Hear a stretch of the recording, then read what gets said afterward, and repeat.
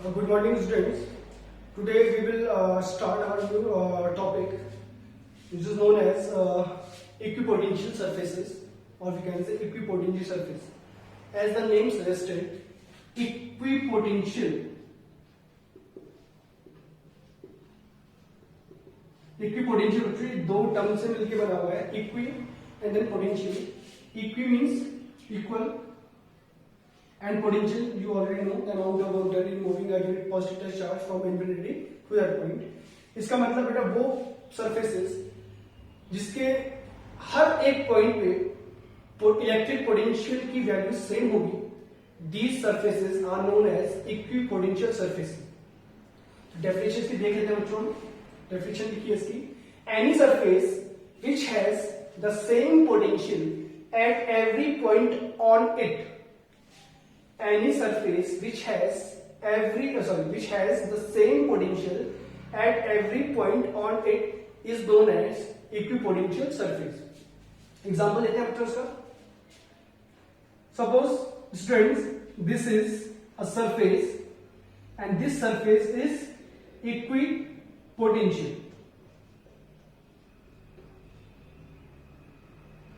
बच्चों एक सरफेस लिया हमने, इक्विपोटेंशियल सरफेस. तो अगर बच्चों ये इक्विपोटेंशियल सरफेस तभी होगी जब जितने भी पॉइंट्स हम इस सरफेस में डिनोट कर ले, point A, B, C, D and so on. तो अगर इन सारे पॉइंट्स का पोटेंशियल सेम होगा, मतलब इक्वल होगा, तभी इस सरफेस को हम बोलेंगे इक्विपोटेंशियल सरफेस. सपोज करो बच्चों ये बोर्ड है हमारे पास, ये एक सरफेस है, एक प्लेन है. तो अगर सपोज करो if we have denoted some points on this surface A, B, C, D and so on. तो बच्चों अगर सारे पॉइंट्स का जो पोटेंशियल है अगर ये इक्वल होगा तभी इस सरफेस को हम बोलेंगे इक्विपोटेंशियल सरफेस. आई होप बच्चों की टॉपिक आपको समझ में आ गया हो. बहुत इजी टॉपिक था. डेफिनेशन इक्विपोटेंशियल सरफेस की. अगर सारे पॉइंट्स का पोटेंशियल सरफेस में इक्वल होगा तो तब उसे हम बोलते हैं इक्विपोटेंशियल सरफेस. अब बच्चों हम मूव करते हैं हम इसकी प्रॉपर्टीज के ऊपर. Properties of equipotential surfaces. ये टॉपिक काफी इंपॉर्टेंट है बच्चों एग्जाम पॉइंट ऑफ व्यू से, और कंसेप्चुअली भी काफी अच्छा टॉपिक है, स्ट्रॉन्ग टॉपिक है. थोड़ा समझने में दिक्कत हो सकती है आप लोगों को, बट अगर आप ध्यान से समझेंगे सुनेंगे तो शायद इजीली हो जाएगा. तो हम एक वन बाय वन सारी प्रॉपर्टीज को देखते हैं, फिर उनका मीनिंग एक्सप्लेन करेंगे और फिर देखेंगे इनको हम कैसे अप्लाई करते हैं आगे अपनी एप्लीकेशन में. ठीक है बच्चों. तो फर्स्ट प्रॉपर्टी बच्चों, no work is done in moving a test charge over an equipotential surface. इसका मतलब ये बच्चों कि अगर हमें एक टेस्ट चार्ज को मूव करवाना है between any two points on the equipotential surface तो वर्क डन जीरो होगा. For example let it will be an potential surface. We have chosen 2 points A and B on it. ठीक है बच्चों, we have chosen 2 points on the equipotential surface. तो बच्चे बोल रहे हैं कि अगर मैं एक चार्ज मूव कराऊं, एक test charge, suppose this test charge is Q0. This test charge Q0 is moved between point A and B which lie on the equipotential surface. तो ये बोल रहे हैं कि ये वर्क होगा बच्चों इसके लिए जीरो होगा. अब देखिए बच्चों वर्क जीरो क्यों होगा इसको समझते हैं. As you know that the work done from A to B is equal to charge Q0 into potential of point B minus potential of point A. ये आप हमने लास्ट कुछ लेक्चर्स में डिस्कस किया था बच्चों. डेस्टिनेशन पॉइंट का potential पहले आता है और जो हमारा सोर्स है जहां से ओरिजिन है जहां से हम चार्ज को मूव कर रहे हैं स्टार्टिंग पॉइंट है उसका पोटेंशियल बाद में आता है. तो as you know that these two points lie on the equipotential surface, it means the potential of point A is equal to potential of point B. ये हम पहले डिस्कस कर लिए बच्चों. ये दो पॉइंट्स जो इक्विपोटेंशियल सरफेस में होंगे पोटेंशियल हमेशा सेम होता है यानी कि इक्वल होता है. तो it means Q0 is equal to VA minus VA. It becomes 0. Hence we can say no work is done in moving a test charge between any two points in equipotential surface. तो बच्चों ये prove हो गया हमारा first property. I hope आपको समझ में भी आ गया हो, काफी इजी था।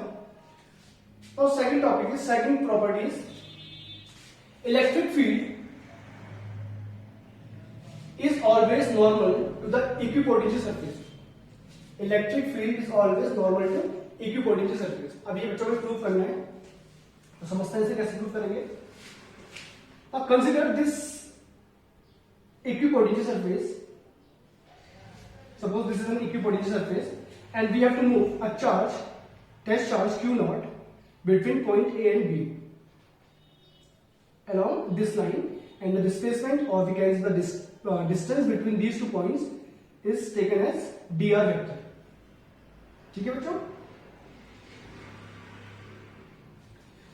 we have to move a test charge Q naught between these 2 points and the distance between these 2 charges is dr vector. Now बच्चों मैंने आपको कुछ टाइम पहले एक्सप्लेन किया था कि इलेक्ट्रिक पोटेंशियल हमेशा इलेक्ट्रिक फील्ड में ही होता है। ठीक है बच्चों, मैंने आपको ये भी एक्सप्लेन किया था outside the region of electric field electric potential zero होता है। तो सपोज करो बच्चों, अगर ये इक्विपोटेंशियल सरफेस है तो इसका मतलब क्या होगा, this surface will lie in the region of electric field. यहाँ पे कोई इलेक्ट्रिक फील्ड भी होगा। Without electric field electric potential कहीं आ ही नहीं सकता। इलेक्ट्रिक पोटेंशियल होने के लिए हमारे पास इलेक्ट्रिक फील्ड होना बहुत जरूरी है। अगर इलेक्ट्रिक फील्ड नहीं है तो इलेक्ट्रिक पोटेंशियल जीरो होगा उस पॉइंट पे।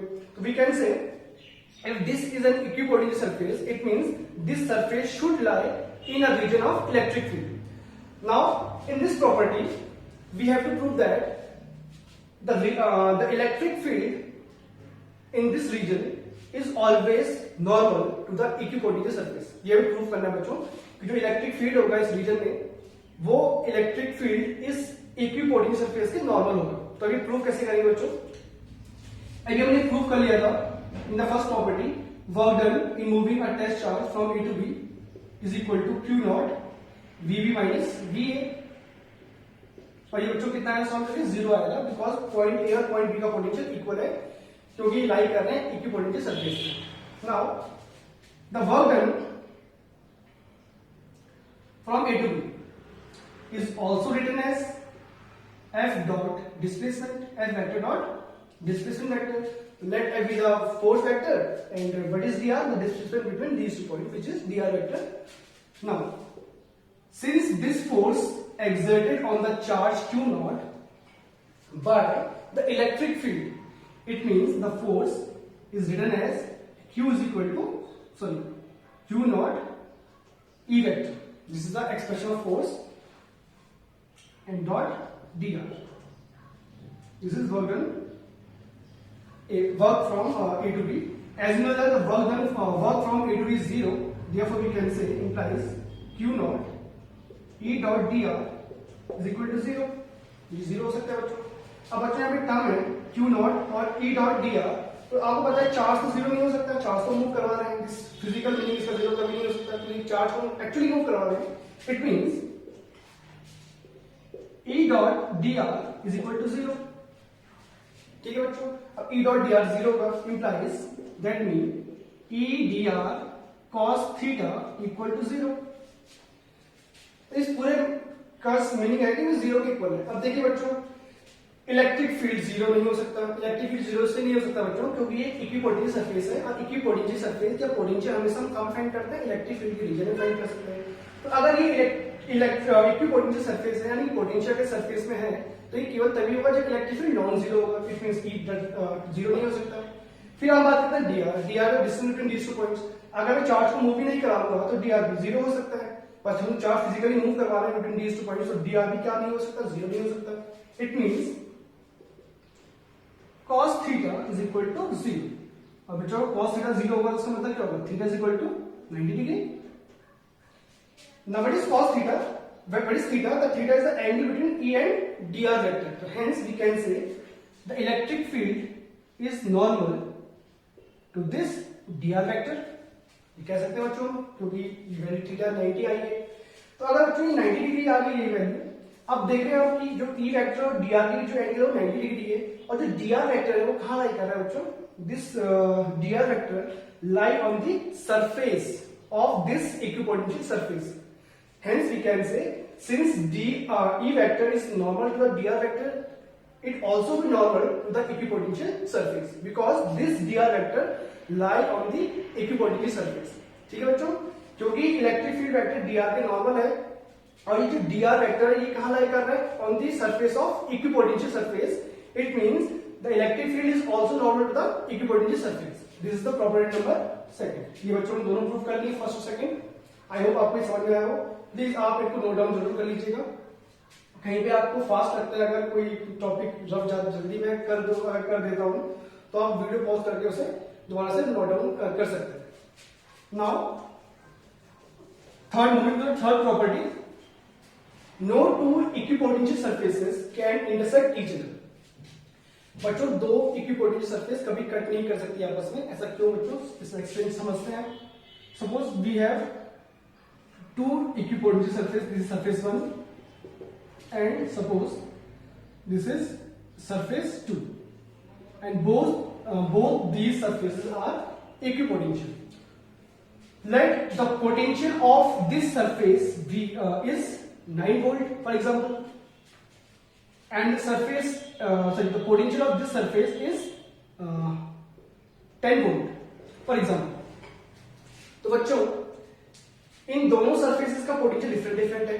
ठीक है, अगर ये कट करती हैं तो जहां पे पॉइंट ऑफ इंटरसेक्शन होगा इन दोनों प्लेन्स का, जहां पे इंटरसेक्शन होगा इन दोनों प्लेन्स का, प्लेन ए और प्लेन बी का, या सरफेस ए और सरफेस फर्स्ट और सरफेस सेकंड का, वो जो पॉइंट्स हैं वो कॉमन पॉइंट, वो जो पॉइंट्स हैं वो दोनों में लाई करेंगे. कॉमन पॉइंट्स होंगे सरफेस ए और सरफेस फर्स्ट और सरफेस सेकंड के लिए. आई आप समझ में क्या बोल रहा हूं? अगर ये दोनों सरफेसेस कट करती हैं तो जहां पे ये कट कर रही हैं वो पॉइंट्स जो है वो कॉमन होंगे इन दोनों सरफेसेस पे. तो बच्चों पॉइंट का पोटेंशियल क्या हो सकता है आप गेस कर सकते हैं? क्योंकि इसमें अगर वो ये बोल रहा है कि 9 वोल्ट होगा और ये बोल रहा है कि 10 वोल्ट होगा, तो उन पॉइंट्स में हमें कॉन्ट्रडिक्शन हो रहा है. वी कैन से, इससे हम ये बोल सकते हैं कि दो इक्विपोटेंशियल सरफेस आपस में कभी कट नहीं कर सकती. ठीक है बच्चों, आई होप आपको समझ में आया हो. क्या होगा इसमें? At the point of intersection of these two surfaces the common points will lie on both these surfaces and the contradiction arises by which the potential of these points is 9 volt or 10 volt. तो ऐसा नहीं हो सकता बच्चों, उस point of उन points common points का potential एक ही होगा, तो 9 वोल्ट होगा या 10 वोल्ट होगा, दोनों तो नहीं हो सकता. तो यहाँ पे कॉन्ट्रडिक्शन अराइज हो रहा है, इसलिए हम बोल सकते हैं कि दो इक्विपोटेंशियल सरफेस कभी क्रॉस नहीं करती. Now moving to the last property of equipotential surfaces. They are closer together in a region of strong electric field and vice versa. They are closer together in the region of stronger electric field and vice versa. Vice versa मतलब they are farther apart in the region of weak electric field. I repeat, they मतलब equipotential surfaces are closer together in the region of strong electric field and farther apart in the region of weak electric field. अब ये क्या होता है बच्चों, उसको समझते हैं. सबसे इंपॉर्टेंट प्रॉपर्टी है आई थिंक इस इक्विपोटेंशियल सरफेसेस की, और काफी एग्जांपल्स, काफी न्यूमेरिकल्स, काफी कंसेप्चुअल प्रॉब्लम इस प्रॉपर्टी से ही बनते हैं एग्जाम में. तो आपको ध्यान से समझना पड़ेगा इसका मतलब क्या है. तो लास्ट बच्चों हम देख चुके हैं कि डेरिवेशन कर चुके हैं. Is equal to minus dv by dr. This is the relation between electric potential and electric field. Last class में देख चुके हैं बच्चों. Now you can say if what is dv in this expression? dv is the potential difference between 2 points, and what is dr? The distance between these 2 points. ध्यान रखिए dv क्या है? dv दो नाइबरिंग पॉइंट्स हमारे पास, दो closure point है, उनके बीच का पोटेंशियल डिफरेंस है. और dr क्या है बच्चों? उन्हीं दो पॉइंट्स के बीच की डिस्टेंस है, स्मॉल डिस्टेंस है. तो आपको ध्यान रखना पड़ेगा इस एक्सप्रेशन में dv और dr का क्या मतलब है. Now if dv is equal to constant, अगर सपोज करो बच्चों पोटेंशियल डिफरेंस हम कांस्टेंट ट्रीट कर ले, क्या मतलब हमारा बच्चों उसका? E is equal to we can say E is inversely proportional to dr, implies dr is inversely proportional to E. We can say dr is inversely proportional to electric field intensity in that region. आप बच्चों इसका मतलब समझते हैं कि इसका मतलब क्या है. देखिए बच्चों, अगर इलेक्ट्रिक फील्ड स्ट्रॉन्गर होगा, इफ ई इज ग्रेटर तो डी आर कम होगा। ठीक है बच्चों, और डी आर क्या है बच्चों, दो पॉइंट्स के बीच का पोटेंशियल डिफरेंस। तो ये प्रॉपर्टी है बच्चों, अगर स्ट्रॉन्ग इलेक्ट्रिक फील्ड होगा तो वो सरफेसेस क्या होंगी, क्लोज होंगी। तो वो दिख रहा है आपको, इलेक्ट्रिक अगर स्ट्रॉन्ग होगा तो डी आर क्लोजर आएगा, वो छोटी डिस्टेंस आएगी। एंड सिमिलरली अगर ई बढ़ जाए, अगर ई कम हो जाएगा, वीक हो जाएगा, वीक फील्ड की हम बात करेंगे, अगर हम किसी ऐसे रीजन में जहाँ पे फील्ड वीक है तो ऑब्वियसली जब फील्ड वीक होगा तो डी आर एस की वैल्यू बढ़ जाएगी। तो इट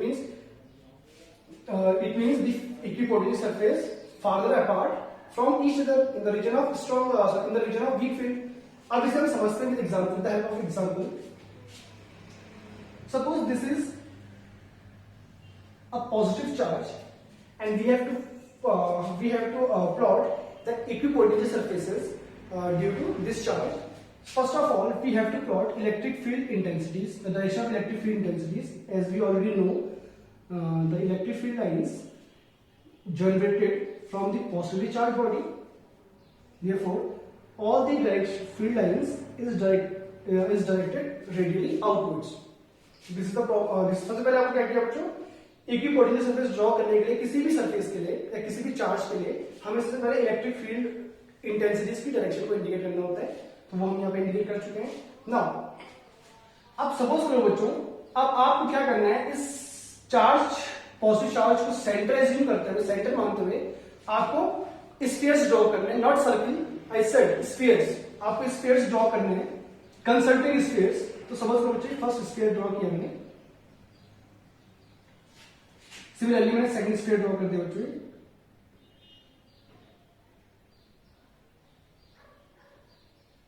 इस चार्ज को सेंटर एज्यूम करते हुए तुम्हें कुछ स्फीयर्स ड्रॉ करने हैं। And similarly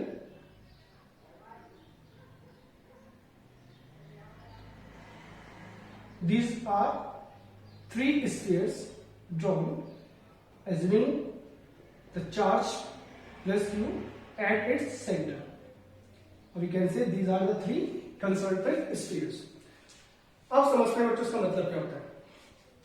D R is inversely proportional to. तो ये बच्चों हमने अगर बात करें, हमने फॉर्मूला पढ़ा हुआ है इलेक्ट्रिक पोटेंशियल का due to a point charge.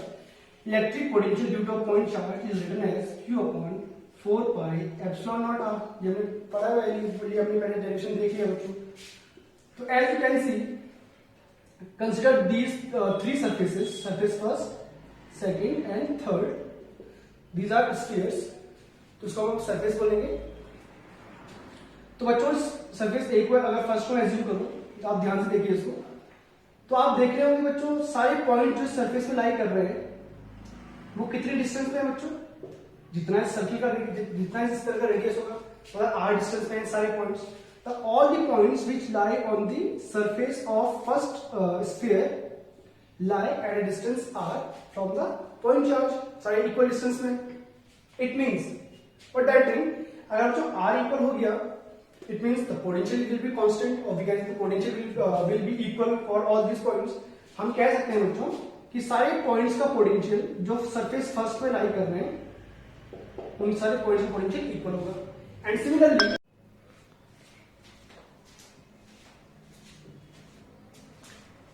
तो जो हम डिस्कस कर रहे थे इक्विपोटेंशियल सरफेसेस के बारे में, तो फर्स्ट सरफेस के लिए तो हमने देख लिया कि जो सारे पॉइंट्स लाई करेंगे इस फर्स्ट सरफेस या फर्स्ट स्फीयर में वो सारे r डिस्टेंस पे होंगे, या we can say the radius of this sphere की उतनी डिस्टेंस पे होंगे from this positively charge point charge. So it means we can say the potential of these points, all these points is equal, or we can say same. Now moving to the second surface, as you can see, these all points which lie on the surface second will be equal distance from the point charge. It means from this formula we can say the potential of all these points is also be equal. And similarly for third surface, all the points which are lying on the surface of third sphere which are equal distance from that charge q, it means the potential of these all these points will be same.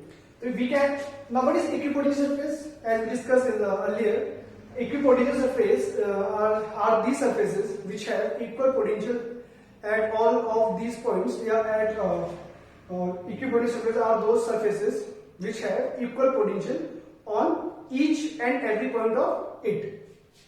It means बच्चों ये सारे potential, इन सारे points का potential equal है. It means ये एक equipotential surface है. Similarly ये जो सेकंड सरफेस है बच्चों, इसकी भी सारे पॉइंट्स का पोटेंशियल इक्वल है. इसलिए दूसरी इक्विपोटेंशियल सरफेस होगी. और ऐसे ही सिमिलरली थर्ड वाली भी एक इक्विपोटेंशियल सरफेस है. तो ये तो हमारी इक्विपोटेंशियल सरफेसेस तुमने ड्रॉ कर दी है. अब यहाँ पर जो DE is inversely proportional to E, इसका मतलब आप एक्सप्लेन करना चाह रहा हूँ बच्चों. As we know that the electric field intensity due to a point charge is Q upon 4 pi epsilon naught r square.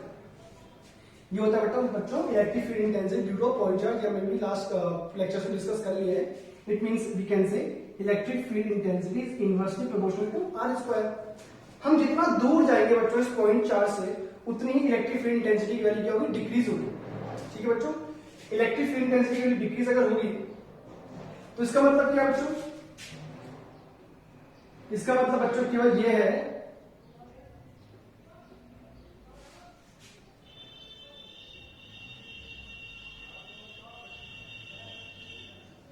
क्या बोला बच्चों ने, जैसे हम इस पॉइंट चार्ज से दूर की तरफ मूव करते हैं, जिसका मतलब electric field intensity value decrease होगी. तो we can say the electric field intensity on this sphere and on this sphere will not be equal. और वी कैन से सबसे क्लोजेस्ट सरफेस कौन सी बच्चों, सरफेस फर्स्ट है, यहाँ पे r सबसे कम है. तो we can say electric field सबसे स्ट्रॉन्गर कहाँ होगा, इस फर्स्ट सरफेस के लिए होगा. फिर सेकंड सरफेस थोड़ा सा कम होगा, और सबसे कम इलेक्ट्रिक फील्ड इंटेंसिटी होगी थर्ड स्फीयर के लिए होगी, या थर्ड सरफेस के लिए होगी, क्योंकि सबसे फारदेस्ट डिस्टेंस पे इससे. ठीक है. Now as you can see, as we move from surface first to second and then to surface third, we are moving in the region of weaker electric field. बच्चों point surface first, surface second और surface third में जब हम move कर रहे हैं, first से third की तरफ मूव कर रहे हैं, तो क्या दिख रहा है हमें, हम मूव कर रहे हैं in the region of weaker electric field. क्योंकि सबसे strong electric field first surface के लिए होगा, और सबसे वीकर किसके लिए होगा, from for the third surface from this expression. तो we can say we are moving in the region of weaker field. हम वीकर फील्ड के रीजन में मूव कर रहे हैं. It means as from this expression, as the value of E decreases, the value of dr increases. Now what is this dr? This dr is the distance between these two या these equipotential surfaces. ये जो distance है बच्चों, ये dr है. तो आपको दिख रहा है जैसे हम वीकर इलेक्ट्रिक फील्ड की तरफ मूव कर रहे हैं, तो ये dr डिस्टेंस बढ़ेगा. तो आपको दिख रहा होगा बच्चों, मैंने जो ये सर्फेसेस प्लॉट की है, इनके बीच गैप क्रिएट किया होगा. ये डिस्टेंस कभी इक्वल नहीं हो सकती. पहली चीज, ये डिस्टेंस और ये distance, the distance between first two spheres and the distance between next two spheres will never be equal in the region of weaker और स्ट्रॉन्गर इलेक्ट्रिक फील्ड. और साथ में हमें ध्यान ये भी रखना है बच्चों कि जो डिस्टेंस है dr वो बढ़ेगी. It means suppose this distance is r1 and this distance r2, therefore we can say r2 is greater than r1. ये कैसे बना बच्चों हमें, क्योंकि हम कहा मूव कर रहे हैं बच्चों, हम मूव कर रहे हैं from the region of stronger electric field to weaker electric field. तो इस प्रॉपर्टी के अकॉर्डिंग जो हमने पढ़ी है, उस प्रॉपर्टी के अकॉर्डिंग अगर ऐसा होता है तो जो डिस्टेंस होगी between these two surfaces will increases और विल फार्दर अपार्ट. तो hence we can say the distance r2 is much greater than r1. इसका उल्टा ही बोल सकते हैं बच्चों, अगर हम सरफेस सेकंड से थर्ड से मूव करते हैं टुवर्ड्स फर्स्ट सरफेस, तो बच्चों कहां से मूव कर रहे हैं, we are moving from the weaker field to stronger field, है ना बच्चों, क्योंकि सबसे वीक फील्ड किसका है, थर्ड सरफेस के लिए. तो as we move from third surface to first surface, we are moving from weaker field to stronger field. और जब ऐसा होगा तो बच्चों देखो, अगर इलेक्ट्रिक फील्ड की वैल्यू इंक्रीज होगी तो dr की वैल्यू क्या होगी, डिक्रीज होगी. तो देख रहे हो आपको ये सरफेस जो है क्लोजर आ रही है. तो जैसे जैसे ऐसे काम होता रहेगा, अगर आप नेक्स्ट सरफेस प्लॉट करेंगे इक्विपोटेंशियल सरफेस, तो बच्चों और दूर जाएंगे नेक्स्ट प्लॉट में, तो काफी और दूर जाने वाली है. तो इसका मतलब ये है कि जब भी हम मूव करते हैं from weaker to stronger field, तो सरफेसेस क्लोज आती हैं. और जब when we move from weaker to stronger field, sorry from stronger to weaker field, then जो हमारी इक्विपोटेंशियल सरफेसेस है वो उनकी बीच की डिस्टेंस इंक्रीज होती रहती है. तो बच्चों यही हमारी इस फोर्थ प्रॉपर्टी का मीनिंग था. और आई होप बच्चों की आपको समझ में आ गया हो. एक बार आप जरूर घर पे जाके इसे रिवाइज कीजिएगा, और हम मिलते हैं नेक्स्ट वीडियो में. Thank you.